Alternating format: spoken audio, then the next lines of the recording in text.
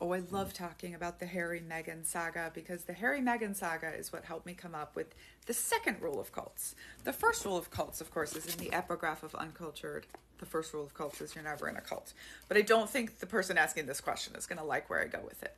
I'm Daniela, scholar of cults, extreme groups, and extremely bad leadership, and author of Uncultured, that book I just showed you about growing up in the Children of God and going into the U.S. Army. You can get autographed copies attached here. Okay, so to start off, the British royal family is definitely a cult, right? And if you don't like the word cult, it's a total institution. And a total institution is defined as when you live and work separated from the rest of the world with some sort of formal overlay.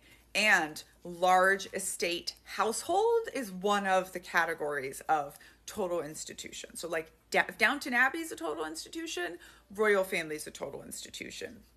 But it was really when I was watching the Harry-Meghan interview with Oprah that I really started keying into it being a cult, and that's because of the language they use when they talk about the family and the firm, or the way they talked about the Queen with such worshipful tones in their voices, the way that supposedly the actual humans, right? The Queen and the other people were like lovely and wonderful, but it was the family and the firm that had to control things. The way they care more about controlling things than they care about the actual humans in it. And watching the Harry-Meghan saga is what gave me my second rule of cults. Second rule of cults is the cult will forgive any sin, Prince Andrew, except the sin of leaving. And my third rule of cults is about Donald Trump, which is even if he did it doesn't mean he's guilty. And that is the deification of idiosyncrasy, our human desire to make excuses for the inexcusable behavior of our charismatic leaders. And charismatic leader does not mean he's charming. But I like it best what Meghan said. And I have this exact situation with my husband and his family. So Meghan says it's very convenient for them. They want somebody to blame, and they conveniently have me. I'm paraphrasing from the documentary that they did. But the truth is that if Harry hadn't already been on his journey away from them, he never would have been attracted to me in the first place.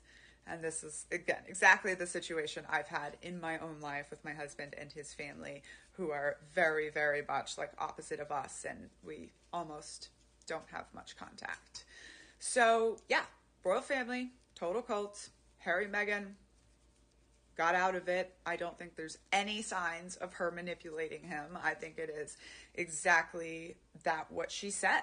Like, she was what helped him leave the cult and helped him decide to leave the cult, as is often the case. Relationships with people outside the cult often help you leave the cult, or bringing someone into the cult to have a relationship with you often helps you leave the cult, because Harry had no concept of the world outside the cult, just like any cult baby that was born in. And by the way, I totally wrote an essay about what Prince Harry, cult babies, and veterans have in common. And if I get enough comments or requests for it on this video, then I will make a video reading it out loud.